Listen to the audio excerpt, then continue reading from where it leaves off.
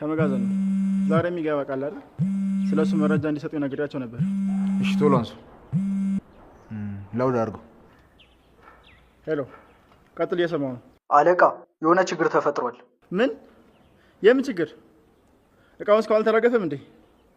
ደግሞ ስለዚህ ጉዳይ ሉሊት አይደለች እንዴ የምትቆጣጠረው? ደግሞ ከእሷ ይልቅ ለማን ተደወልክ?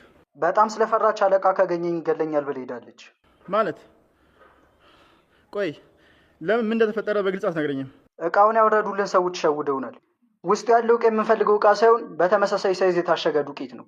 ይህ ቆሻሻ የገንዘቡ መጠን ሲያንስ መጠርጠር ነበረብኝ። ቆይ 1 ሚሊዮን ባንዴ ሲቀንስ እንዴት ነው ቼክ ያላስደረኩት? በቃ እደውላለሁ። ሁላችሁም ስለ ሰዎች አጣሩ። በ24 ሰዓት ውስጥ እነማን እንደሆነ አሳውቁኝ። አለቃ፣ ሉሊት ምን ላድርጋት? ያዛትና ጣቷን ቆርጣ አምጣል። ያለቃዋን ጭካኔ የምታውቀው በቃል ነበር አይደል? አሁን በተግባር አሳያታለሁ። እሺ አለቃ፣ ትዕዛዝ ይፈጸማል። ቆይ ይመጣሉ ያልካቸው ሴቶች እስካሁን ለምንድን ነው ያልመጡት? የግድ ዛሬ ስራቸውን መጀመር አለባቸው። በአንድ ቀን 5 ሚሊዮን ብር ነው የከሰርኩት። ቶሎ መመለስ አለበት። እና ደግሞ በቢዝነስ ህይወቴ ማንም ከኔ ጋር ለመጫወት የደፈር አልነበረም። እንደዚህ የደፈረኝ ደፋር ማን እንደሆነ ማወቅ እፈልጋለሁ። አግኙና ይዛችሁልኝ ነው። እሺ፣ ነግሬያቸዋለሁ። እናገኛቸዋለን።